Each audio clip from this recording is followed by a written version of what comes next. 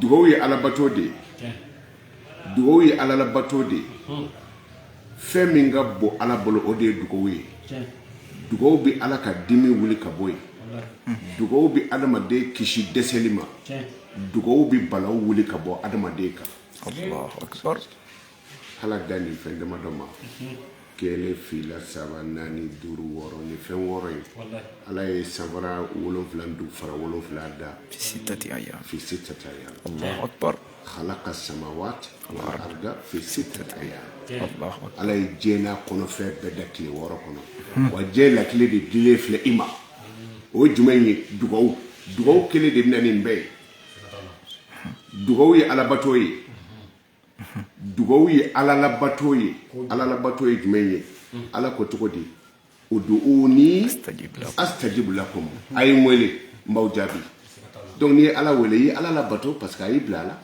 abikila ka fanye suratu kanuna o aya bi wolofla ko kul ma ya ba'u bikum rabbi laula du'aukum ko ala mako foyi tawla naka dogote est-ce que ala danima est-ce que mko kanga tote ni dogote ala mako foyi ti auna nanga dogote Allahu akbar anti bo gele shi kono nanga dugote anti here shi soro nanga dugote bon on ka 22 ni ala sona abina fetini oye inshallah ame mi fo ambado ni solido di ni soli fora doron hakli bi jigi anga juji dola nyang kono te kleina kana fo bi fama do kele de ay dalu mi be fama nunu mbolo bi faida mi ta davejitata wallahi chefu ye mi jira wala Senegal atogo eti diboli na polisu be mi do faida la be ma wala ta do ala ko kala wodo wa juju bolu ye ambalma juju do be angara mo ne dewali bana quoi juju de do ay soli wurudi ka soli wurudi fo kira nana faye ka jelatike kwa noya billahi tallahi Allahu akbar mais obi tribunal de kuna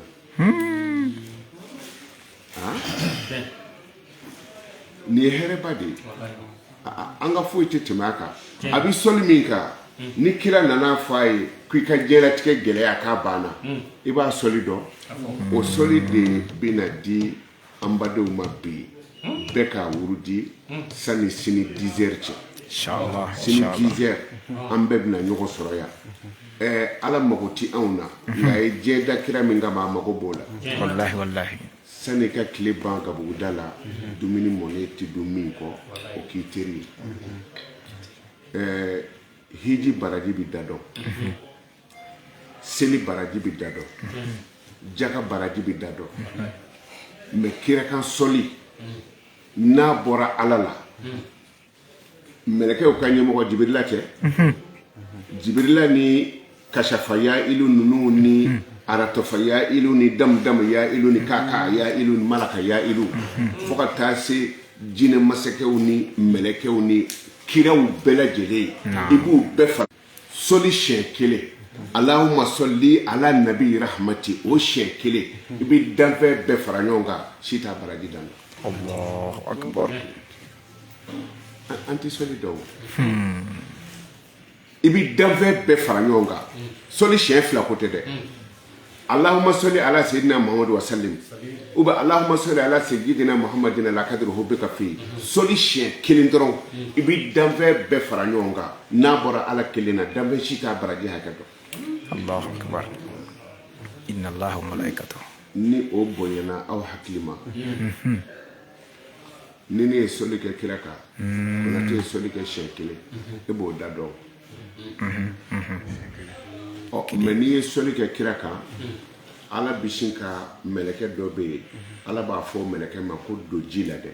meleke kono na madedo abi do jila na yi kunu jila abi soroka kamanketa na ya kamanketa ala ba fo o ji kelingo kelintonina o be soli she ba kelingele ayo baraji di akeba kama Allahu akbar kono kama dole jila surtout meleke ma bo jihato o damate ni ye soli kɛ kira ka siɲɛ kelen mɛlɛkɛw bi soli ki i kan jɔn bɛ mɛlɛkɛ da dɔn Kurana ko cogo di wala ya'lamu junuda rabbika illa huwa maa si tɛ Ala ka sɔrɔsi da dɔn ni Ala cɛ mais mɛlɛkɛ minnu bi Ala bolo sanji o sanji bi jigi diɲɛ kɔnɔ Ala b'a fɔ mɛlɛkɛ dɔ ma ko ni sanji den kelen ta i k'a bila yan o mɛlɛkɛ ci sanji den minɛ ko fila kɛ e k'a daminɛ kabi an fa Adama kabi diɲɛ da don sanji den kelen o sanji den kelen mɛlɛkɛ den kelen b'a sanji ta Ala b'a fɔ taa bila nin yɔrɔ in na bon e ka sanji sɔgɔmada na sanji ni yɛrɛ min nana jɔnni b'o hakɛ dɔn wallahi mɔgɔ si bon n'o bɛɛ bonyana hakili ma n'i ye soli kɛ kira ka siɲɛ kelen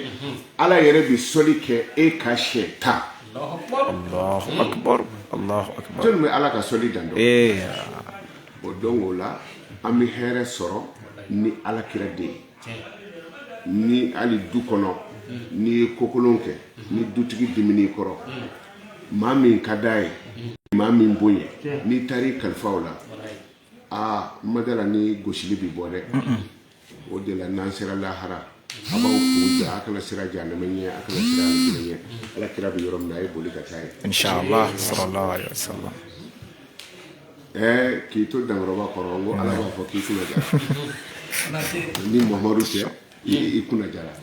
bon o ye lahara de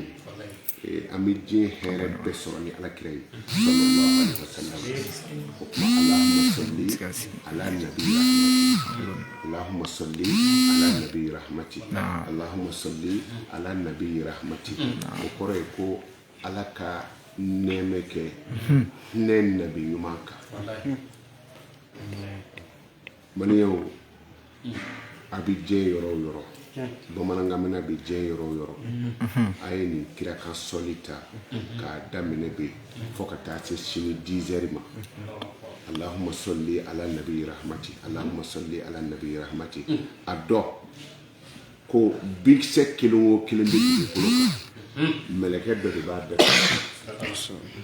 bin o bin bɛ dugukolo kan mɛlɛkɛ b'a bɛɛ kɔlɔsi baliku o baliku mɛlɛkɛ fila b'i nɔfɛ min bɛ juguman sɛbɛ ani min bɛ ɲuman sɛbɛ maa si tɛ mɛlɛkɛ da dɔn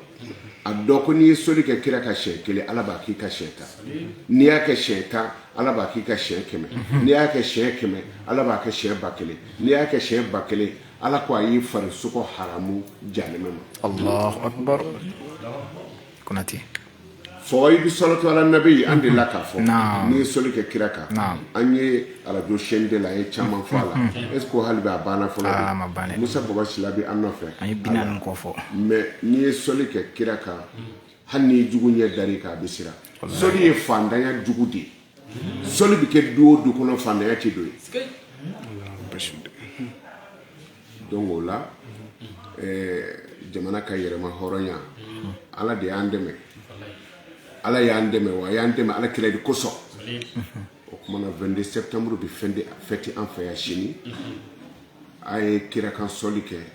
Allahumma salli ala nabi rahmati Allahumma salli ala nabi rahmati Allahumma salli ala nabi rahmati juge kɛ n b'a dɔn a bɛna si kɔlɔsi la su in na tuguni ale ka sunɔgɔ de b'a donc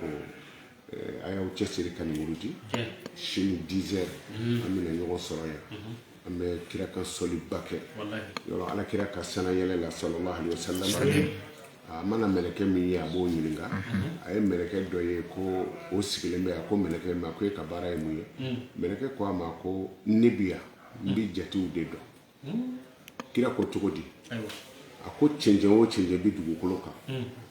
a jati b'ale bolo yan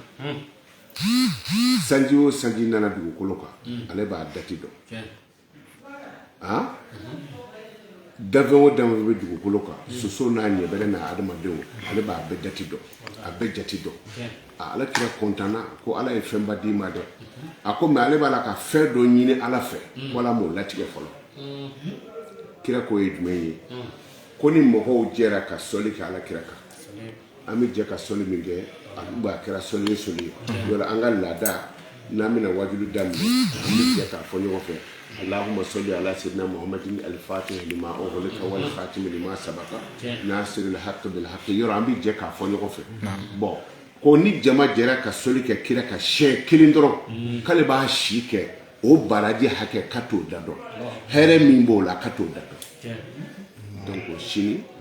10 heures ni ala sɔnna komi sanjiko n t'a dɔn ni sanjiko bɛ sen na mais hali ni sanji na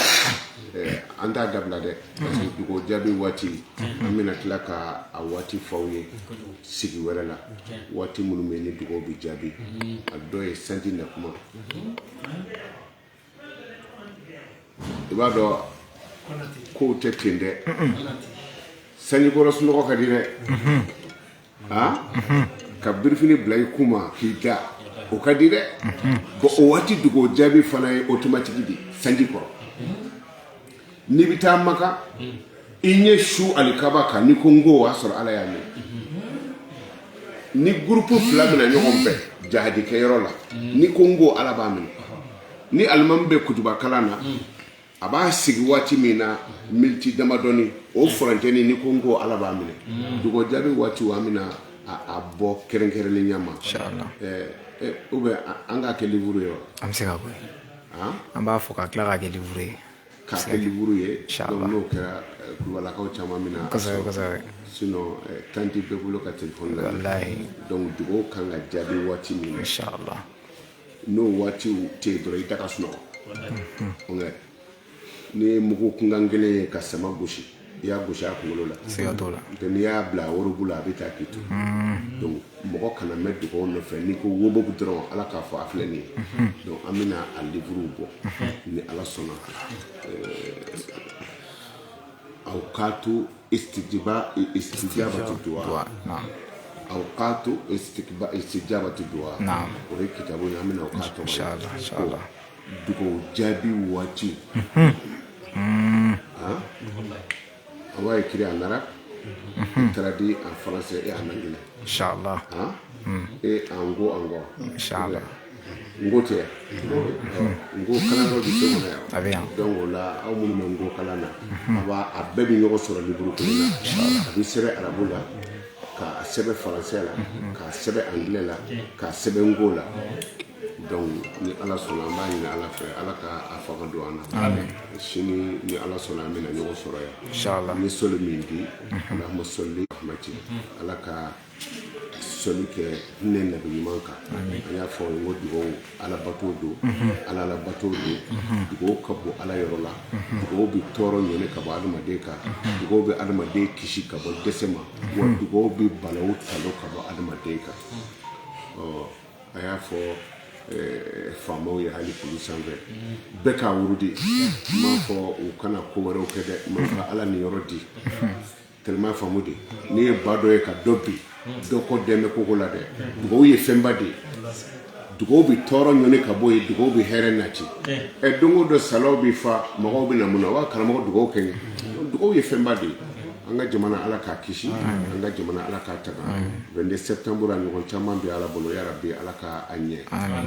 baga ka patron kulubalikɛni sapɛri ɲɛmɔgɔ dɔ don kulubalikɛni don donc ko n bɛ u bɛɛ lajɛlen fo vraiment k'a ta dugu ma fɔ sanfɛ an tɛ ɲina an ka jɔyila faama ninnu kɔ sapɛriw ani an ka préfetw ni sous-préfetw ni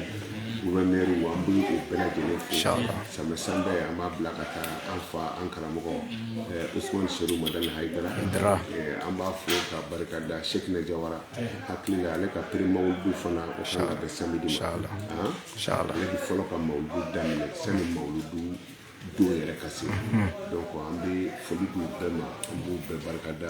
an ka diinɛ minisiri Makiba an bɛ bɛɛ fo fasoden ɲuman bɛɛ an bɛ bɛɛ fo minnu bɛ Faransi Espagne Londres an bɛ u bɛɛ lajɛlen fo ni ala sɔnna a y'a janto nin sɔnni na sini sɔgɔma an bɛna a dugawu kalanba kɛ ala k'a minɛ an yɛrɛ ye an b'aw yɛrɛ fo k'aw barika da an ɲuman dɔn question bɛ dira aw ma ko Konate ko 22 bi kɛ yan ko an bɛna a fêter cogo di kumaw cayara a fêter cogo ye ala wele de ye ala ka dɔ fara hɛrɛ kan hali bi sɔli barika ni hɛrɛ min nafolo ni bonya ni karama min bala ala kira koson ala ka danga jamana ma munun be kele ke yoro la parce que e be konda ke bina vende ke e bina sokobaw to be ka dunga do damba kisika nyani na ala fa ala kira koson surasi nu nyuma bora ya ala ko nyuma sigi ala ka be kishi ala ka be kana barabato ala ka lafiya do